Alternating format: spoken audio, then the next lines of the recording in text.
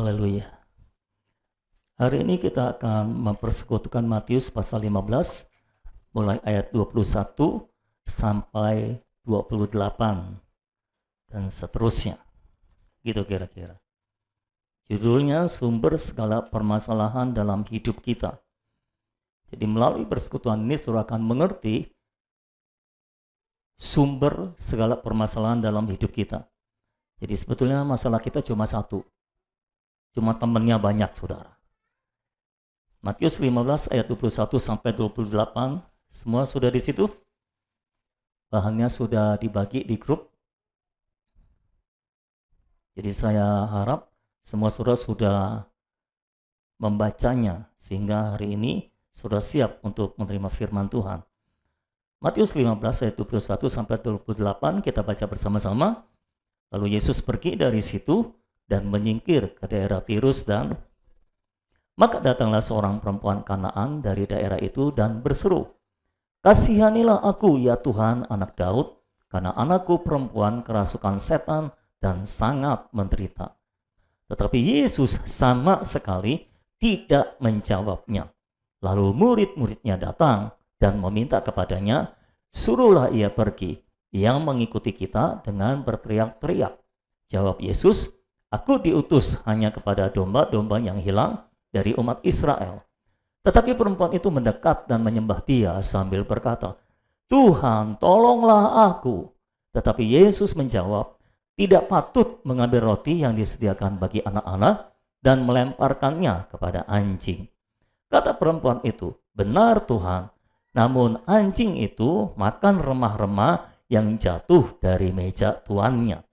Maka Yesus menjawab dan berkata kepadanya, "Hai ibu, besar imanmu, maka jadilah kepadamu seperti yang kau kehendaki." Dan seketika itu juga anaknya sembuh. Kita berdoa sebentar. Bapak, kami ingin bersekutu dalam firman Tuhan. Kami tahu firman-Mu adalah roh dan hayat bagi kami. Itu sebabnya hari ini kami mohon, kami berdoa, kami minta supaya Roh Kudus akan bekerja di antara kami, sehingga ketika kami mempersekutukan firman-Mu, firman-Mu ini tidak sekedar menjadi pengetahuan dan doktrin bagi kami, tapi menjadi roh dan hayat bagi kami ya Tuhan. Tuhan, kami membuka hati kami selebar-lebarnya, sedalam-dalamnya di hadapan Tuhan. Terangi kami dengan firman-Mu Tuhan. Berbicara bagi kami ya Tuhan. Basuh hati kami dengan firman-Mu Tuhan. Tuhan Yesus, biarlah hari ini melalui persekutuan firman-Mu, penyaluran Allah Tritunggal melimpah dalam kehidupan kami Tuhan. Dan kami berdoa, tidak ada satupun dari jemaat Tuhan yang tidak menerima penyaluran-Mu Tuhan. Biarlah semua jemaat Tuhan terbuka hatinya untuk menerima penyaluran-Mu ya Tuhan. Sehingga kami dipenuhi dengan unsur-unsur Allah. Kami berdoa menyerahkan persekutuan firman ini dalam tangan Tuhan. Pakai kami semua untuk berbicara bagi Allah. Pakai kami semua untuk saling menyalurkan hayat. Tolong kami untuk berfungsi sebagai anggota tubuh. Terima kasih Tuhan. Dalam nama Tuhan Yesus kami berdoa. Dan semua kita sama-sama katakan amin. Haleluya. Oke, saudara boleh catat yang pertama. Prinsip yang kita mau pelajari yang pertama, manusia alamiah selalu tidak sabar menunggu Tuhan bergerak. Manusia alamiah selalu tidak sabar menunggu Tuhan bergerak. Ketika Tuhan terus ditolak oleh orang-orang Yahudi, Tuhan mulai menyingkir ke daerah Tirus dan Sidon. Tirus dan Sidon adalah daerah di luar Israel, saudara-saudara. Ini adalah daerah dari bangsa-bangsa asing, bangsa yang bukan Yahudi. Atau dalam perjanjian lama, orang Yahudi itu disebut umat Allah, orang yang bukan Yahudi itu disebut bangsa kafir, saudara-saudara. Jadi Tuhan sedang berada di daerah bangsa-bangsa kafir, yaitu Tirus dan Sidon. Makanya kalau saudara melihat istilah tidak patut memberikan roti yang harusnya diberikan kepada anak, tapi diberikan kepada anjing. Nah, anjing itu adalah lambang dari bangsa kafir, dari orang kafir. Ya, jadi ini bukan perkataan kasar. Pada waktu itu orang-orang Yahudi mengerti bahwa anjing adalah perlambangan dari bangsa-bangsa kafir, ya saudara. Nah, ada seorang perempuan di sana, perempuan Tirus dan Sidon ini berteriak-teriak sepanjang mengikuti Tuhan Yesus. Dia punya kebutuhan, anaknya dirasuk setan dan sangat menderita. Entah sakitnya sakit apa, tapi sakitnya ini karena dirasuk setan. Saudara, dia teriak-teriak, Tuhan anak Daud, tolong aku, kasihani aku. Anakku kerasukan setan, dia sangat menderita. Tuhan tolong aku. Dia berjalan sambil teriak-teriak mengikuti Tuhan, saudara-saudara. Dan perhatikan, firman Tuhan berkata ayat 23, tetapi Yesus sama sekali tidak menjawabnya. Haleluya. Tetapi Yesus sama sekali tidak menjawabnya. Lalu setelah kalimat itu, kalimat berikutnya adalah, lalu murid-muridnya datang dan meminta kepadanya, suruhlah ia pergi, ia mengikuti kita dengan berteriak-teriak. Tuhan tidak merespon permintaan perempuan ini. Siapa yang merespon? Siapa yang merespon? Murid-murid. Ya. Tuhan tidak merespon. Saya yakin kalau saudara ada di situ pada waktu itu bersama dengan Tuhan, lalu ada orang teriak-teriak minta tolong, apakah Tuhan mampu menolong? Saudara jangan ragu-ragu jawabnya gitu dong. Apakah semua sudah bangun? Ya, tadi puji-pujian bangun, jangan waktu khotbah tidur lagi, saudara. Oke. Tuhan mampu menolong, tapi dia diam sama sekali, tidak menjawabnya sama sekali. Saya yakin kalau kita ada di situ pada waktu itu, kita juga akan heran. Tuhan, kenapa Tuhan diam? Kenapa Tuhan tidak menjawab sama sekali? Perkataan sama sekali menunjukkan ini Tuhan benar-benar diamnya sangat diam, saudara. Tidak menjawab sama sekali. Artinya wanita ini dicuekin, saudara. Dia tidak terganggu. Siapa yang terganggu? Murid-murid. Jadi saudara perlu pahami bahwa Tuhan tidak tergerak oleh teriakan orang-orang. Dia tidak terganggu. Dia tidak bergerak karena ada yang mengganggu dia. Dia tidak bergerak karena desakan dari sekelilingnya. Dia bergerak karena perintah Bapa. Nggak ada amin untuk itu. Terus saudara nggak amin, ini tangan saya begini terus nih, saudara. Kalau amin baru turun. Dia bergerak karena perintah Bapa. Dia bergerak karena dia melihat Bapa bergerak. Kalau dia tidak melihat Bapa bergerak, dia diam sama sekali. Inilah manusia rohani. Manusia rohani tidak tergerak oleh karena ada orang yang mendesak dia untuk melakukan sesuatu. Jadi saudara bisa bedakan antara Yesus sang manusia rohani dengan murid-murid yang masih manusia alamiah. Tuhan sama sekali tidak terganggu dengan teriakan perempuan itu. Dia tidak melihat Bapa bergerak, jadi mengapa dia harus bergerak? Tapi orang alamiah selalu bergerak berdasarkan pengaruh lingkungan. Selamat siang semua. Makanya murid-murid bilang, dia bilang, Tuhan, suruhlah ia pergi. Ia mengikuti kita dengan berteriak-teriak.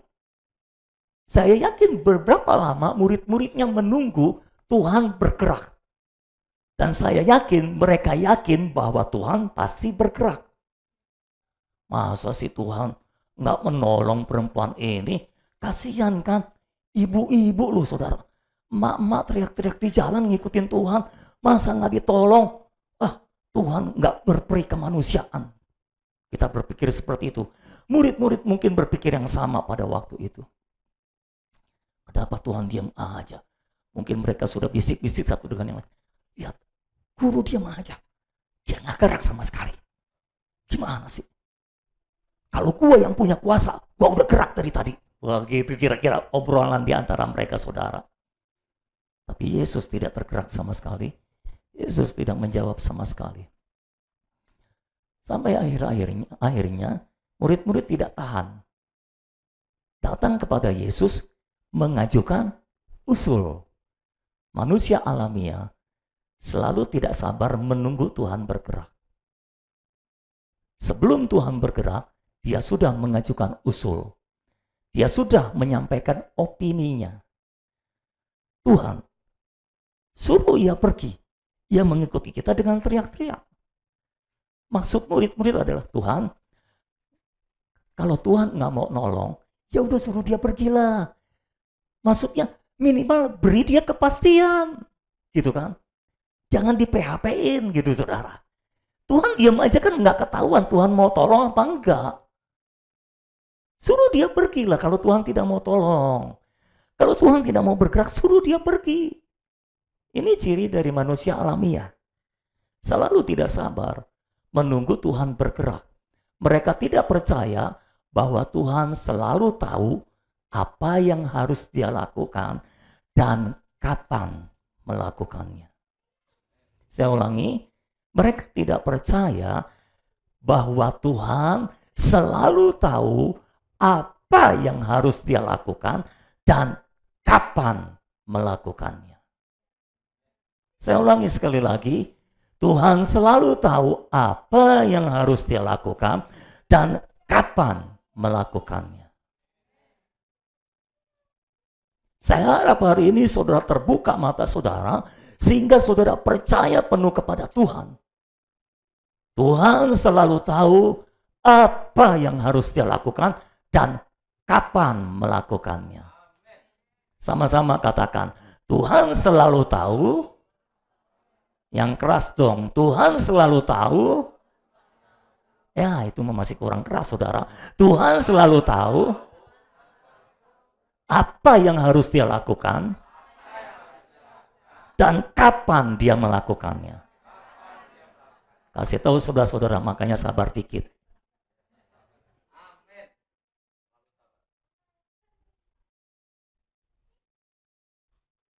Orang alamiah selalu tidak sabar menunggu Tuhan bergerak. Kenapa? Karena manusia alamiah selalu maunya terburu-buru. Manusia alamiah selalu merasa, waktunya kita akan telat, kita akan terlambat. Kalau kita tidak bergerak sekarang, kita akan terlambat. Tenang, Belanda masih jauh. Kalau kita nggak bergerak sekarang, nanti gimana begini? Nanti gimana kalau begitu? Nanti gimana kalau begini? Itu manusia alamiah.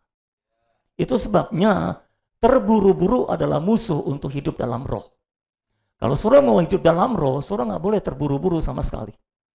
Saudara harus menunggu Tuhan bergerak, baru saudara bergerak. Selamat siang.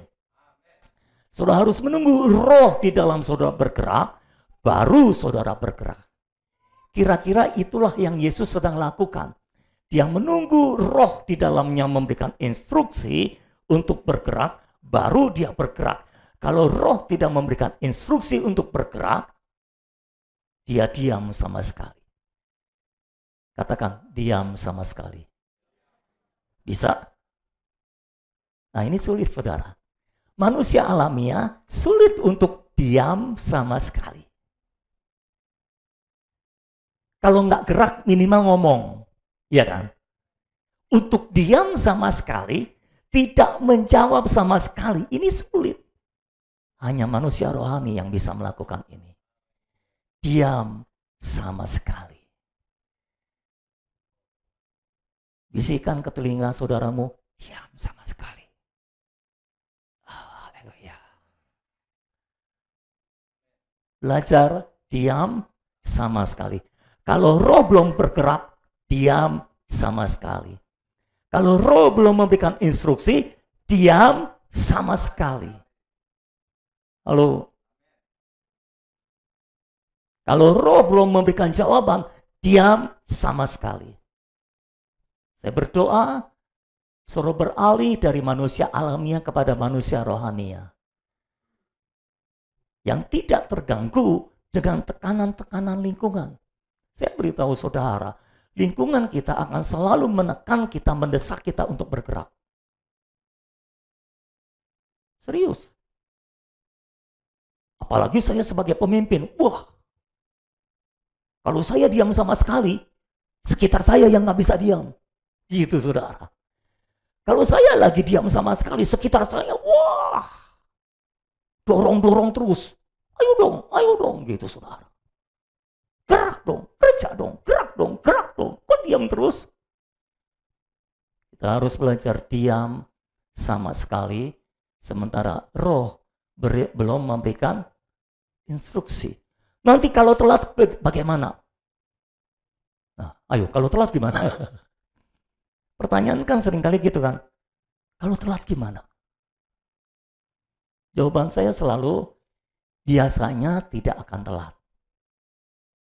Dan kalaupun telat, so what?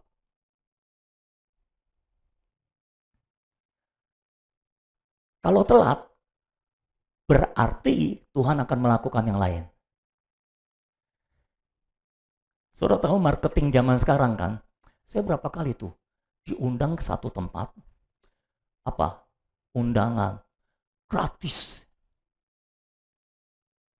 Pokoknya dikasih biasa yang hotel segala, pariwisata gitu ya. Kita datang, wah.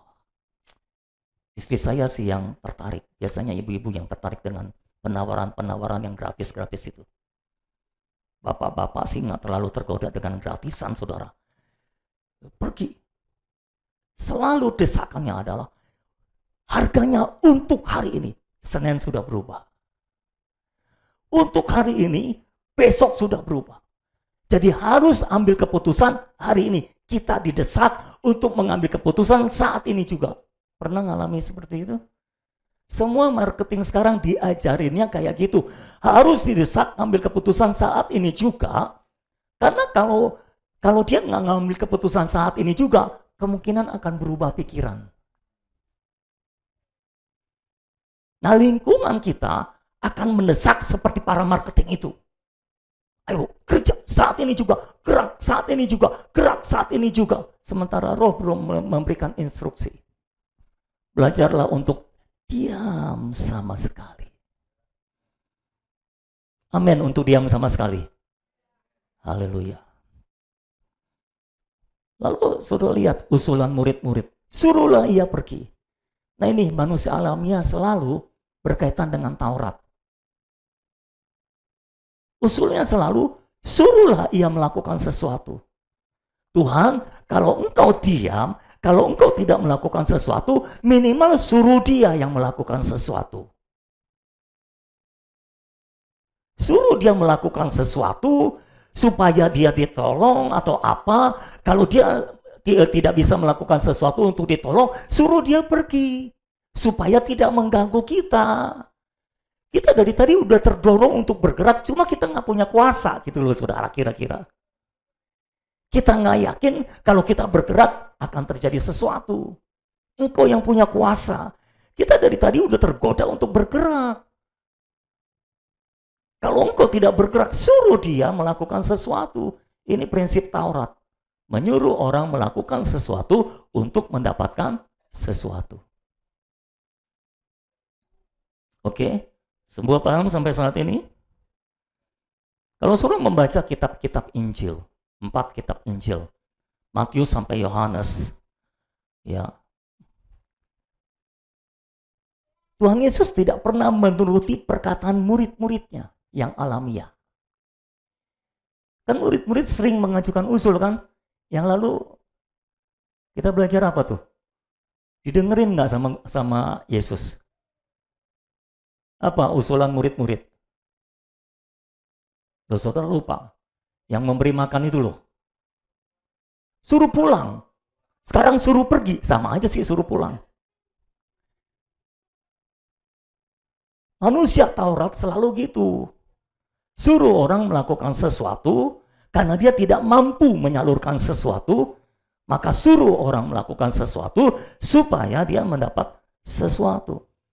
Nah, murid-murid sering mengajukan usul, tapi tidak ada satupun yang diresponi oleh Yesus. Tuhan selalu menolak untuk mempertimbangkannya bahkan. Mengapa? Karena alamiah. Terus terang, sebagai pemimpin, ini sulit loh saudara. Kadang-kadang saya sebagai pemimpin sulit. Ada orang mengajukan usul, saya tahu ini usulannya alamiah.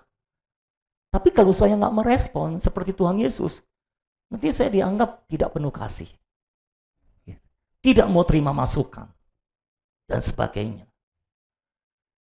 Jadi tapi Yesus adalah pemimpin yang luar biasa memang. Dia nggak peduli dengan opini para murid tentang dirinya.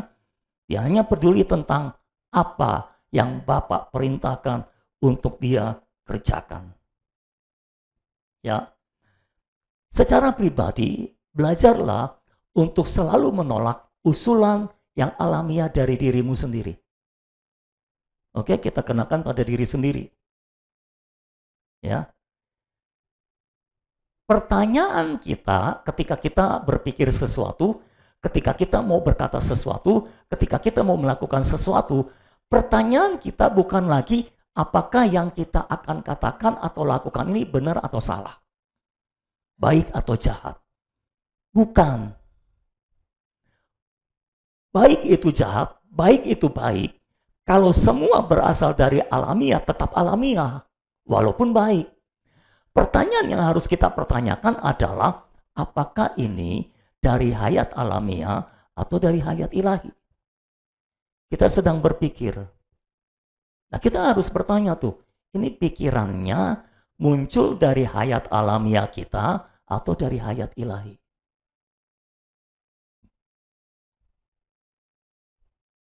Kita mau berkata sesuatu. Sebelum berkata, kita delay dulu. Kita pertanyakan dulu, yang kita mau katakan ini dari hayat alamiah atau dari hayat ilahi? Pertanyaannya begitu.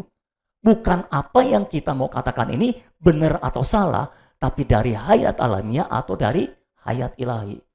Ingat, baik dan jahat, benar dan salah berasal dari satu pohon yang sama, yaitu pohon pengetahuan. Tapi kita mau hidup dari pohon hayat, bukan dari pohon pengetahuan.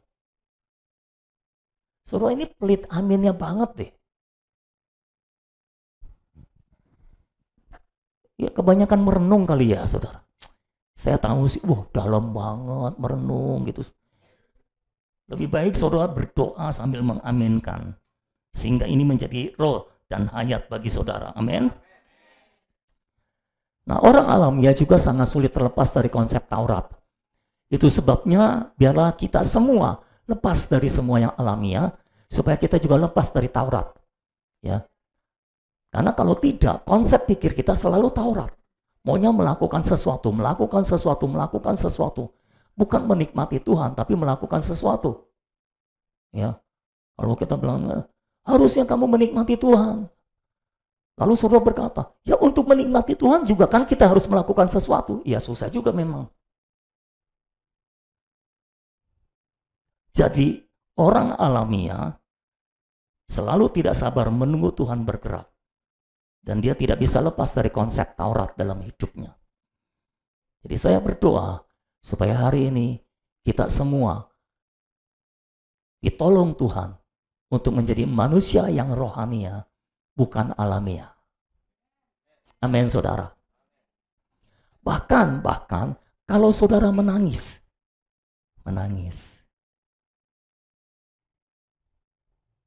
Kalaupun saudara menangis, saudara harus pertanyakan, ini alamiah atau ilahi? Dulu saya suka menangis. Ya. Khususnya ketika banyak masalah. Nangis terus tuh. Doa nangis. Lama-lama saya mengerti, ini tangisan saya alamiah ini. Enggak ilahi ini.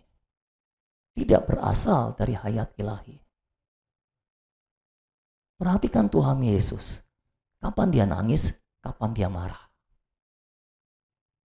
Kenapa dia marah? Dari hayat ilahi. Kenapa dia menangis? Dari hayat ilahi, bukan dari hayat alamiahnya. Dia memang insani, tapi dia tidak hidup berdasarkan hayat insaninya. Dia hidup berdasarkan hayat ilahi di dalam dirinya. Amin. Suruh menangkap apa yang saya sampaikan.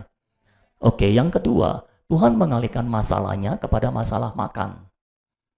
Tuhan mengalihkan masalahnya kepada masalah makan.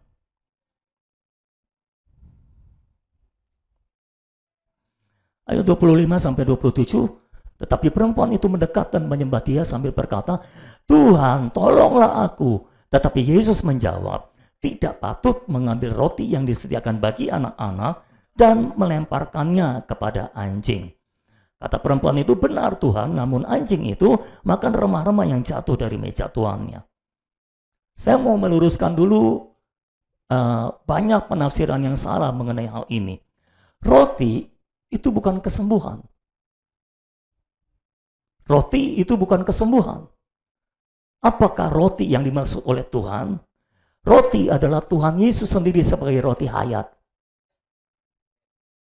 Dia adalah roti hayat yang datang untuk orang Israel. Anak-anak di situ adalah Israel. Anjing adalah orang non-Israel. Orang bukan Yahudi. Jadi roti hayat ini diutus pertama-tama untuk orang Israel. Makanya Tuhan bilang, tidak patut mengambil roti yang seharusnya diberikan kepada anak, lalu diberikan kepada anjing. Karena waktu itu memang belum saatnya sebetulnya. Karena Roh Kudus belum dicurahkan. Tuhan, jadi roti ini adalah Tuhan Yesus sebagai roti hayat. Seolah-olah Tuhan berkata seperti ini, Ibu, sebetulnya keperluan utamamu bukanlah kesembuhan, namun menikmati aku sebagai makanan. Tapi ada permasalahan. Aku, roti hayat ini, diberikan sebagai makanan bagi umat Israel, bukan bagi orang kafir. Jadi aku tidak bisa memberi diriku kepadamu karena engkau bukan Israel, engkau orang kafir. Jelas ya saudara ya? Kayak gitu. Jadi Tuhan seperti mengalihkan permasalahan ibu itu kepada masalah makan.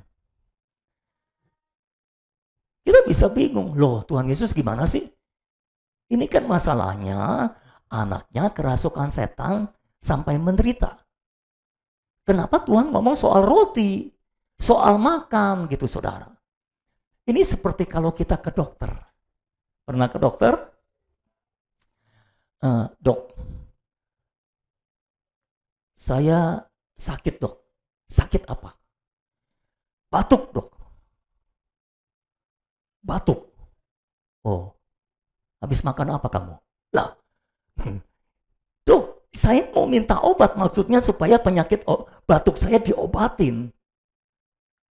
Kenapa dokter tanya tentang makanan? Ini masalah saya sakit, bukan masalah makan. Dokter akan berkata, iya, tapi kamu batuk gara-gara kamu makan apa? Makan gorengan terlalu banyak? Makan manis-manis terlalu banyak? Atau apa? Sudah datang sakit perut. Dok, perut saya sakit dok. Habis makan apa kamu? Lah dok, ini masalah sakit bukan masalah makan. Kenapa dialihkan ke masalah makan? Kan kalau ke dokter gitu ya saudara. Suruh kayak nggak pernah ke dokter sih. Suruh datang, dok saya sakit dok. Sakit apa? Gula darah saya tinggi dok. Diabetes. Waduh, kamu makan nasinya banyak ya. Lah, ini saya datang dengan masalah sakit dok. Bukan masalah makan. Kenapa dokter tanya soal makan? Kenapa dokter mengalihkan kepada soal makan? Seperti gitu kira-kira saudara.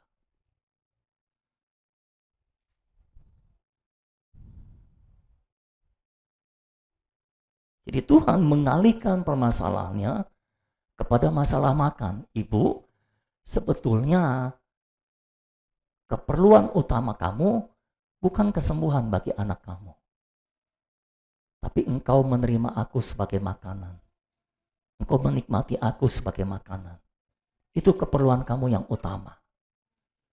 Kalau aku menyembuhkan anakmu sekarang, tapi engkau tidak menikmati aku sebagai makanan, setan akan bisa balik lagi. Tapi kalau engkau menerima aku, menikmati aku sebagai makanan, masalahmu akan selesai. Jelas ya saudara? Nah, saya yakin perempuan ini menangkap pewahyuan yang disampaikan oleh Tuhan Yesus bahwa dia adalah roti. Roti hidup yang harus dinikmati sebagai makanan. Makanya dia tidak tersinggung disebut anjing, saudara-saudara. Ya. Tuhan menyatakan dirinya, dia datang kepada Tuhan, mengharapkan Tuhan menjadi penyembuh bagi dia, bagi anaknya. Tapi Tuhan menyatakan dirinya sekarang bukan sebagai penyembuh, tapi sebagai makanan. Jadi wanita ini mengerti peralihan itu.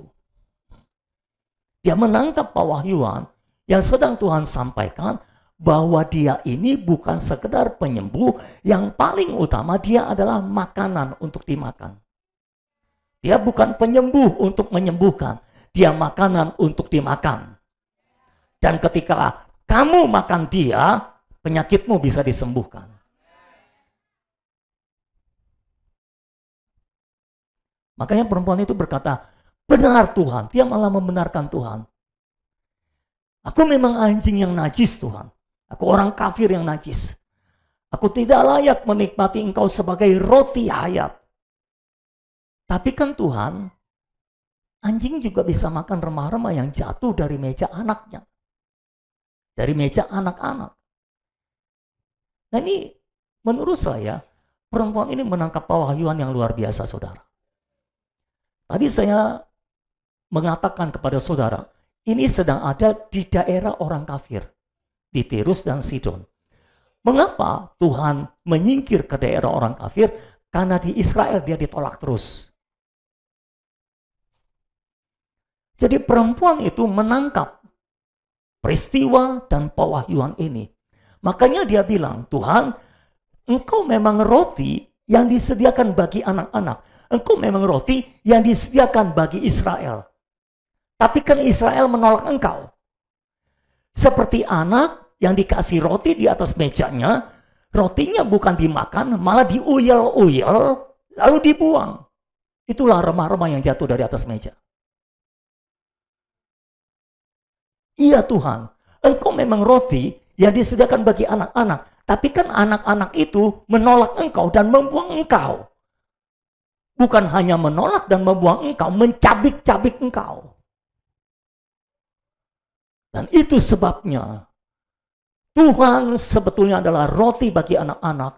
Tapi anak-anak menolak dia dan mencabik-cabik dia, memecah-mecahkan dia, lalu membuang dia. Dan perempuan ini melihat peluang itu. Dia berkata, Tuhan, engkau sudah ditolak oleh anak itu. Engkau sudah ditolak oleh orang Israel. Engkau dipecah-pecahkan bahkan. Dan sekarang engkau dibuang oleh orang Israel. Aku kan masih bisa makan remah-remah yang dibuang oleh anak. Selamat siang. Saudara masih hidup? Kok nggak ada suaranya? Jadi seolah-olah dia berkata, iya Tuhan, yang kuperlukan memang makan engkau. Dan engkau sekarang milik Israel. Tapi kan Israel sudah menolak engkau. Dan sekarang engkau ada di daerah orang kafir. Daerahku. Sadarkah Tuhan, engkau ada di daerahku, daerah orang kafir. Karena engkau ditolak oleh orang Israel, engkau menyingkir ke daerah orang kafir. Jadi sekarang aku bisa menikmati engkau sebagai makanan. Mendengar itu, langsung tergerak dari dalam Tuhan Yesus.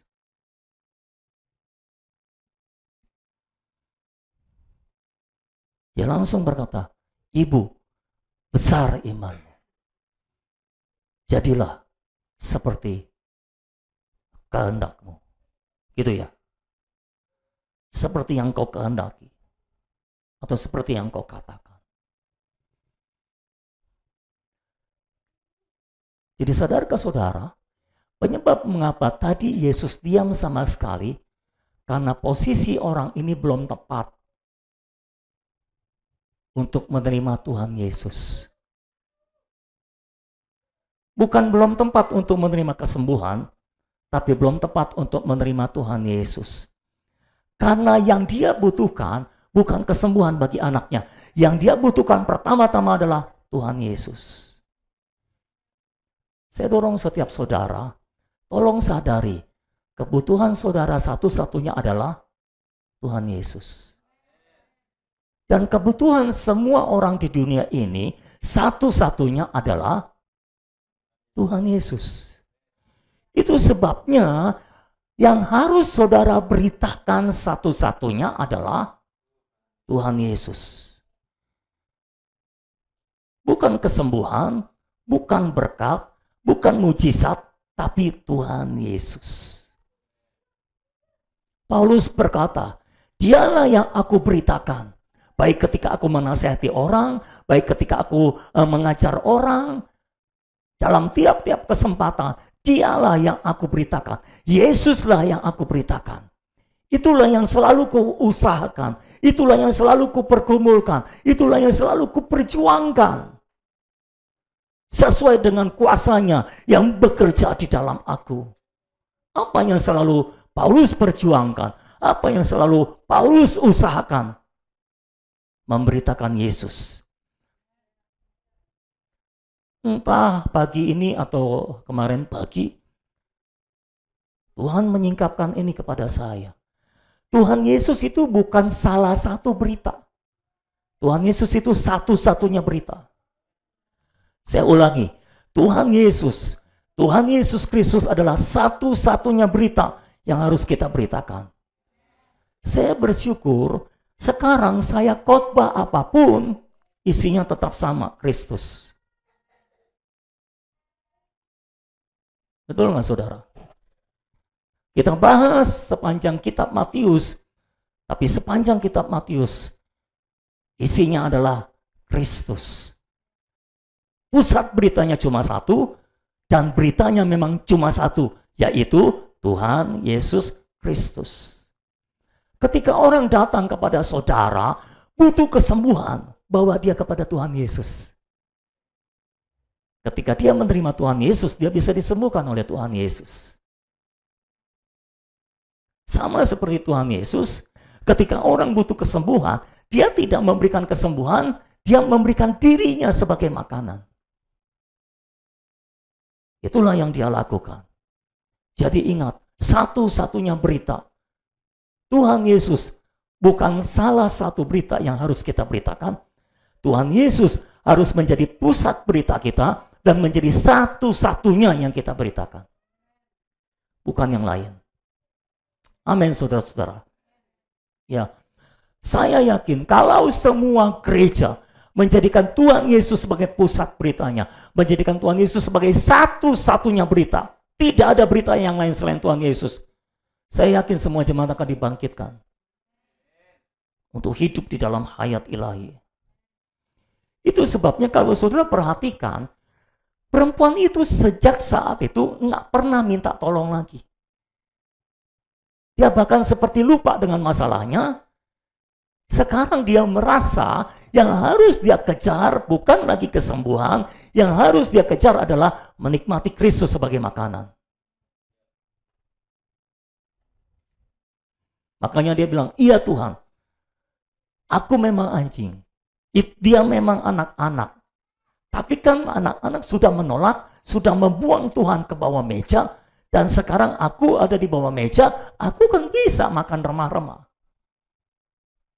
Tuhan bilang, betul juga ya, gitu kira-kira saudara. Jadi dalam tanda kutip ya, perempuan ini seperti menyadarkan Tuhan Yesus,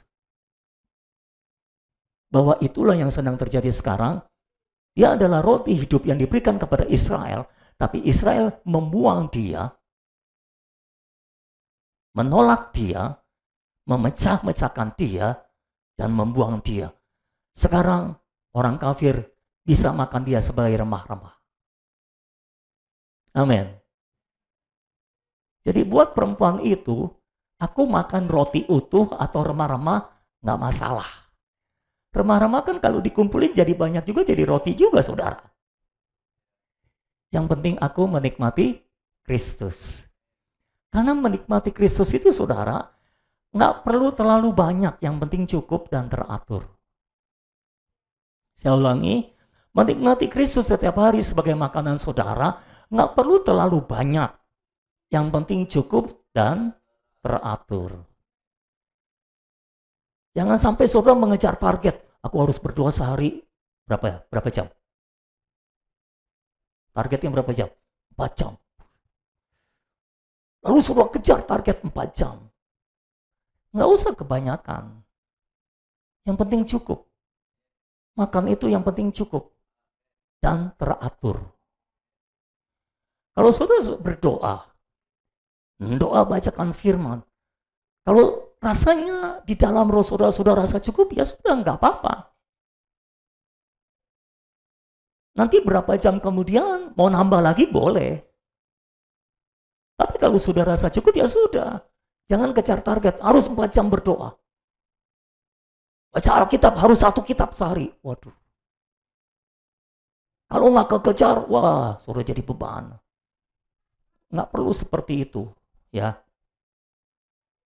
Nikmati Kristus dengan sukacita dan sukarela. Ketika saudara merasa cukup, ya sudah, nggak apa-apa.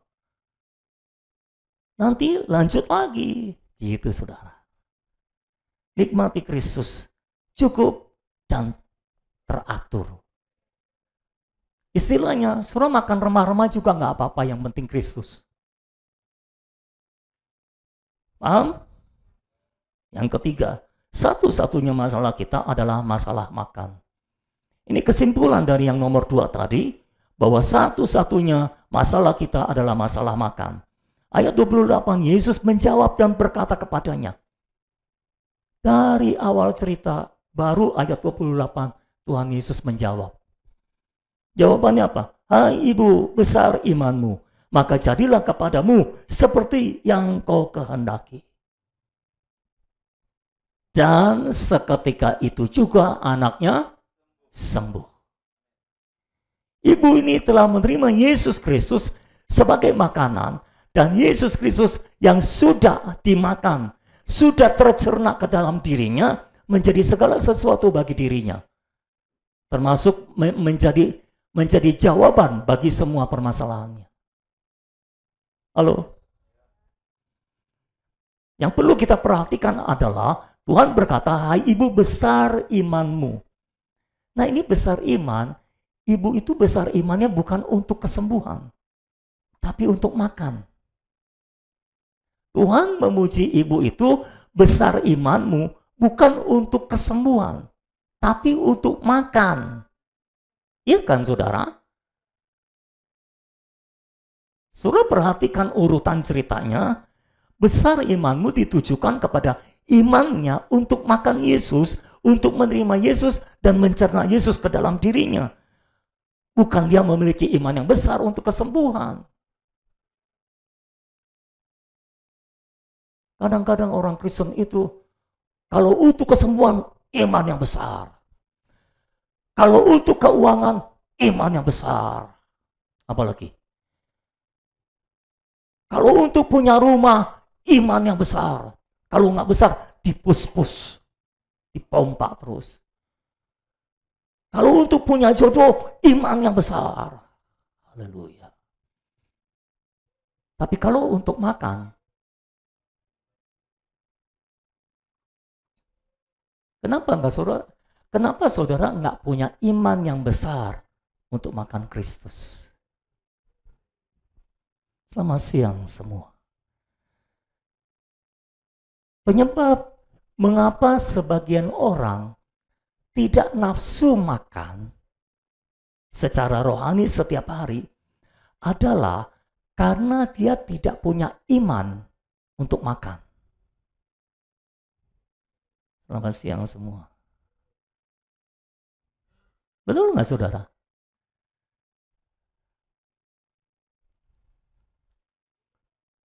Siapa yang percaya? Nggak usah angkat tangan. Nggak usah angkat tangan.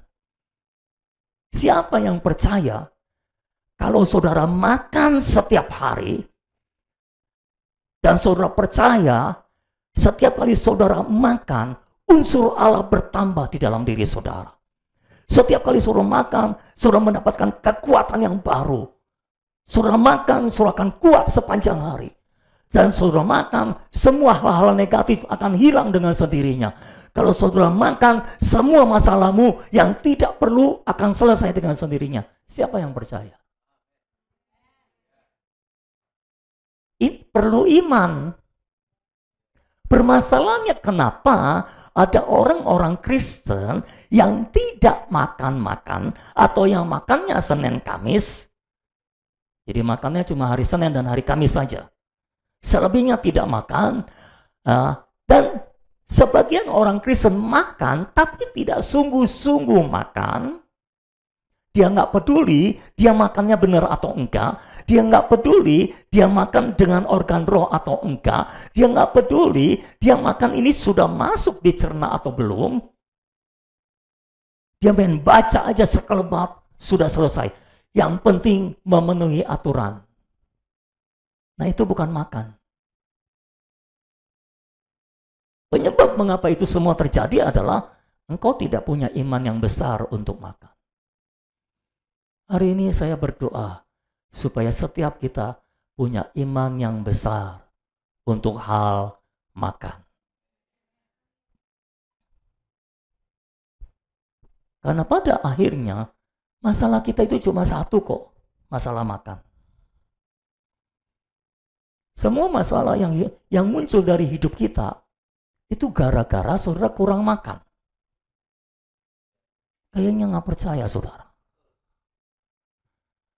Semua masalah yang muncul dalam hidup saudara itu disebabkan karena saudara kurang makan Tuhan sebagai roti hayat, kurang minum Tuhan sebagai air hayat, dan kurang menghirup Tuhan sebagai nafas hayat.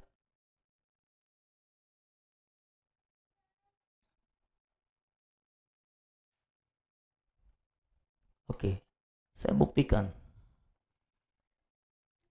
Kalau setiap hari saudara tidak makan, apa yang terjadi? Lemes. Lalu sakit. Oke, kalau sakit, jangan langsung matilah. Sadis banget sih. Nggak langsung matilah. Sakit, mati. Kalau sakit, lemes, sakit. Kalau sakit, bisa kerja nggak? Kalau nggak kerja, dapat duit nggak? Pertama masalah kesehatan, yang kedua masalah keuangan muncul. Oke. Kalau saudara lemes, saudara sakit, bisa mikir nggak? Nggak bisa, masalah pikiran muncul. Apalagi? Masalah keluarga, saudara lemes, saudara sakit, nggak pergi kerja, nggak dapat gaji, istri ngomel. Mas, sudah jatuh tempo mas. Kan gitu. Loh, masalah kesehatan, masalah keuangan, masalah keluarga. Kalau saudara masalah keuangan, anakmu bisa sekolah nggak? Berarti menyangkut juga kehidupan masa depan anakmu. Begitu ya saudara. Masalah kesehatan, masalah keuangan, masalah keluarga, masalah masa depan anak. Bersumber dari mana? Enggak makan. Jadi semua masalah saudara sebetulnya cuma satu sumbernya. Saudara kurang makan.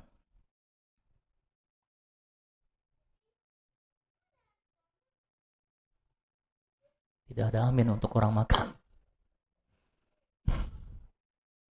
Selalu di situ. Percayalah, kalau saudara setiap hari makan cukup, makan teratur, secara rohani, saya jamin saudara akan menjadi orang Kristen yang kuat. Cobaan apapun bisa saudara lewati. Saudara nggak cengeng. Amin, saudara. Dan saya percaya ini iman dalam hal makan. Saya percaya kalau saudara makan cukup setiap hari, saudara makan teratur setiap hari, semua masalah-masalah yang nggak perlu dalam hidup saudara, satu demi satu akan tereliminasi. Ini cuma masalah makan kok. Saudara aja yang nggak percaya. Ayo hari ini, biarkan Tuhan Yesus berkata kepada ibu-ibu, hai ibu, besar imanmu untuk makan.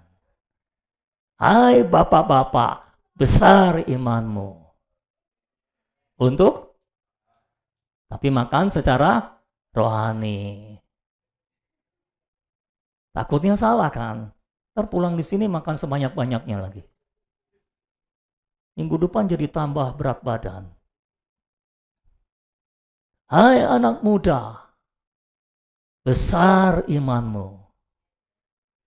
untuk, oh anak muda, ada komplain dari ibu-ibu. Suaramu terlalu pelan, itu yang di belakang anak muda bukan tuh. Mana suaranya anak muda? Hai anak muda, besar imanmu.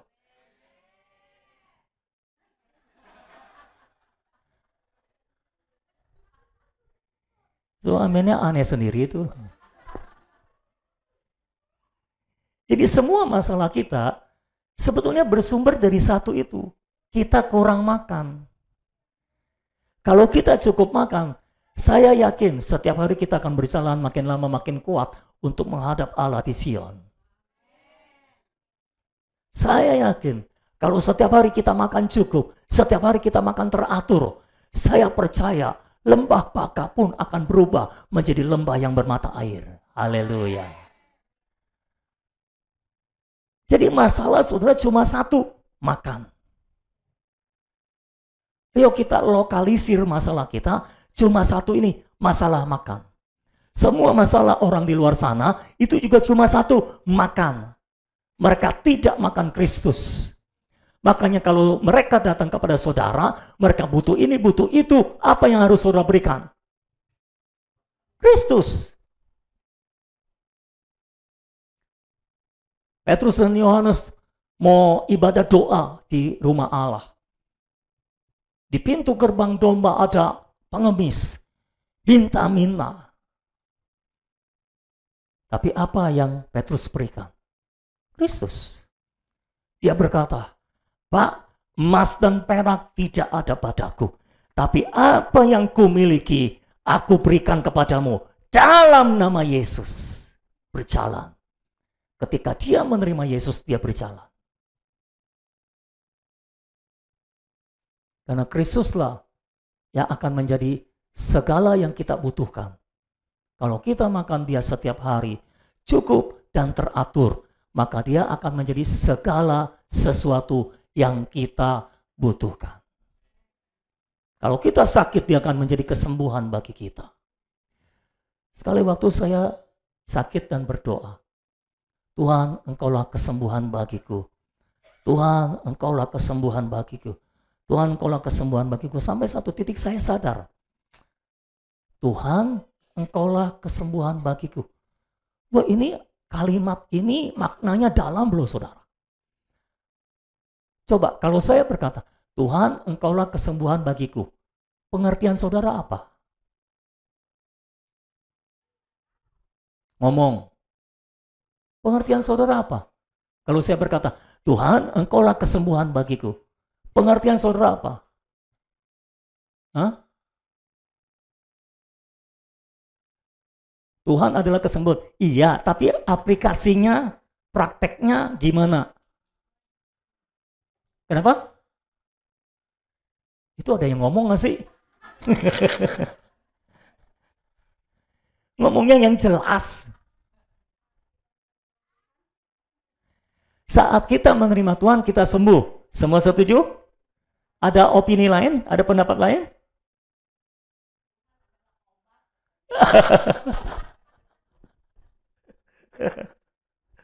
Tuhan adalah Allah. Waktu saya ngomong, Tuhan adalah kesembuhanku, Tuhan Yesus Kristus adalah kesembuhanku, saya sadar, kesembuhanku itu bukan kesembuhan, tapi Tuhan. Wah, ini kan dalam, saudara.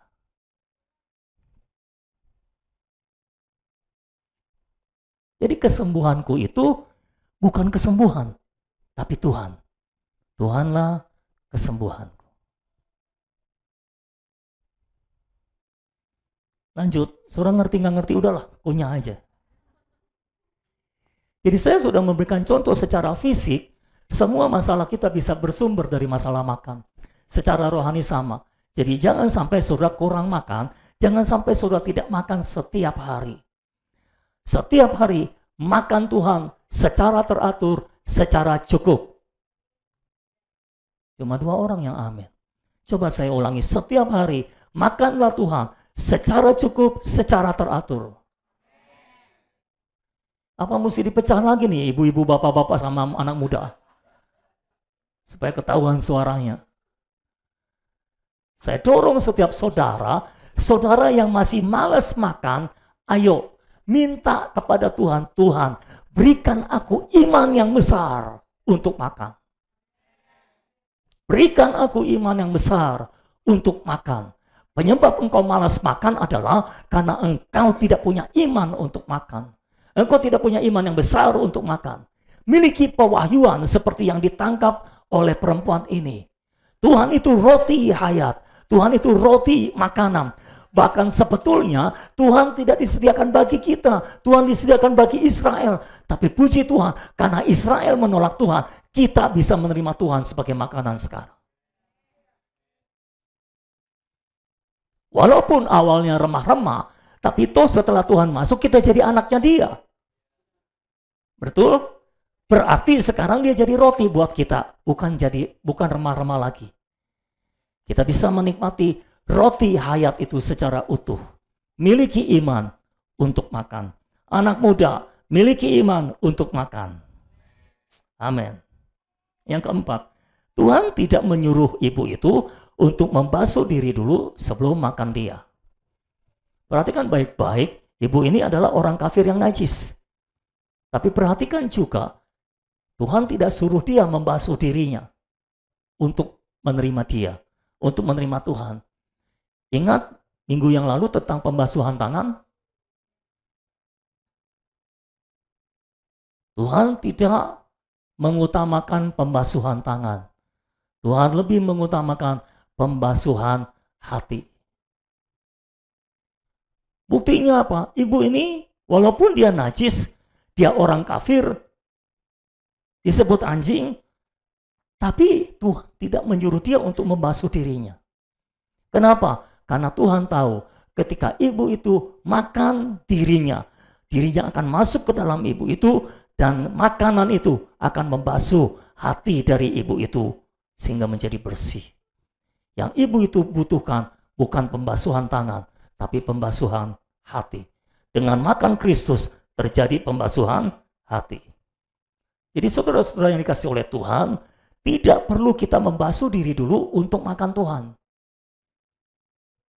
Jangan berpikir, aduh aku kurang kudus, malu mau makan Tuhan. Saudara tidak perlu membasuh diri dulu untuk makan Tuhan. Siapapun saudara, apapun latar belakang saudara, makan saja dia. Dan ketika saudara makan dia, saudara akan dikuduskan dari dalam. Akan terjadi pembasuhan hati. Unsur-unsur yang positif dari Kristus akan masuk ke dalam dirimu, dan unsur-unsur negatif dari manusia yang alamiahmu akan disingkirkan. Itulah perbauran antara kita dengan apa yang kita makan. Sayangnya, rata-rata ajaran dalam agama Kristen berkaitan dengan pembasuhan tangan secara lahiriah. Bukan menghidangkan Yesus sebagai makanan yang sehat untuk pembasuhan hati.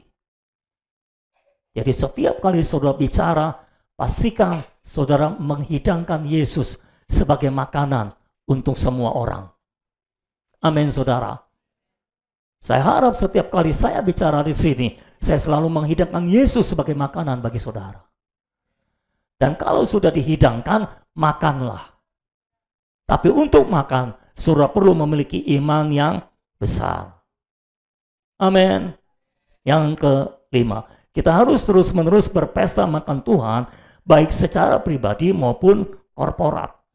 Kalau saudara baca dalam perikop berikutnya, ayat 29 sampai 39, itu ada cerita tentang Tuhan memberi makan lagi 4.000 orang. Kita tidak akan membahasnya, tapi dari situ kelanjutan dari peristiwa ibu ini, makan di ayat 29 sampai 39 adalah makan Tuhan sebagai roti secara korporat. Tadi secara pribadi, sekarang secara korporat. Jadi kita harus terus-menerus berpesta makan Tuhan, baik secara pribadi maupun secara korporat. Oke, perhatikan, kita bukan orang Yahudi. Awalnya kita makan Kristus sebagai remah-remah, betul? Lalu dia masuk ke dalam kita dilahirkan kembali oleh hayat ilahi, kita menjadi anak-anak Allah. Amin. Saudara tidak harus aminkan saudara anak-anak Allah dong. Ya. Kita menjadi anak-anak Allah. Setelah kita menjadi anak-anak Allah, maka kita menikmati roti yang full, roti yang utuh, bukan lagi remah-remah. Kita bisa menikmati Kristus secara utuh, secara limpah, karena kita adalah anak. Tapi sebagai anak juga, jangan lupa kita makan Tuhan bukan hanya secara pribadi. Jangan lupa ciptaan baru itu bicara tentang manusia yang korporat. Anggota tubuh Kristus. Jadi kita makan secara pribadi, tapi jangan lupa juga makan bersama-sama secara korporat. Dulu waktu saya masih remaja, di remaja kami ada satu acara, dikasih judul, nama acaranya adalah acara Perjaka Ting-Ting. Wah, pemimpinnya kreatif. Apa itu Perjaka Ting-Ting? Perjaka Ting-Ting adalah singkatan dari perjamuan kasih tingkat tinggi. Waduh. Mantap, saudara. Keren juga saya pikir. Boleh juga. Perjaka Ting-Ting. Perjamuan kasih tingkat tinggi. Wah. Kenapa dibilang tingkat tinggi? Karena perjamuan kasih ini masing-masing jemaat bawa makanan sendiri untuk dimakan rame-rame. Itulah Perjaka Ting-Ting. Nah, saya harap semua kita di sini menjadi Perjaka Ting-Ting. Maksudnya kita semua di sini mengalami yang namanya Perjaka Ting-Ting. Kita makan setiap hari di rumah, lalu ketika hari Minggu ibadah bersama-sama, kita bawa makanan sendiri-sendiri untuk dimakan sama-sama. Itulah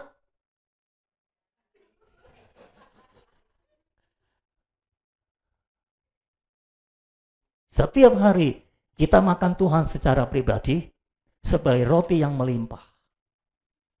Di hari Minggu kita bawa kekayaan Kristus yang sudah kita nikmati itu ke dalam gereja bersama-sama untuk dihidangkan bersama-sama dan dimakan bersama-sama. Kita seolah-olah berkata, ya dulu tuh waktu Perjaka Ting-Ting itu yang masing-masing bawa makanan, kadang-kadang berkata, nih makanan yang gua bawa, lu cobain deh, gua udah cobain enak, gitu kira-kira saudara. Kita bawa, nih ini Kristus yang aku nikmati setiap hari, aku sudah nikmati, enak. Semua orang ikut memakannya. Itulah namanya Perjaka Ting-Ting. Loh jangan ting-ting doang dong. Oke, cukup. Yuk kita berdoa.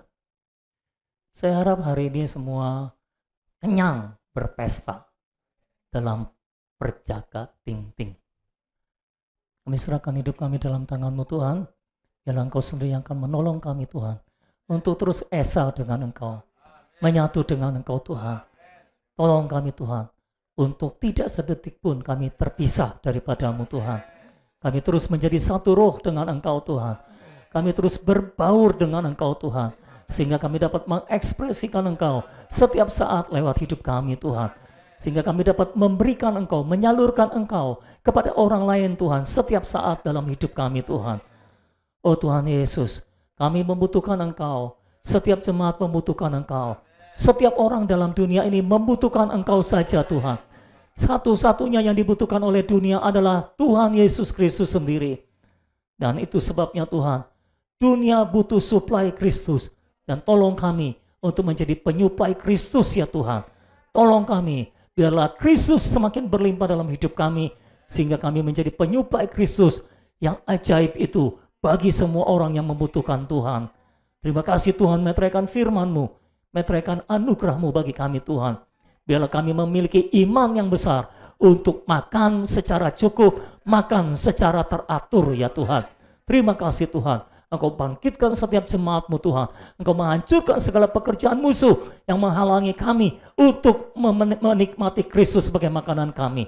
Kami berdoa di dalam nama Tuhan Yesus Kristus, dan biarlah damai sejahtera, kasih karunia dari Allah Bapa dan dari Tuhan Yesus Kristus menyertai kami di dalam persekutuan dengan Roh Kudus. Amin.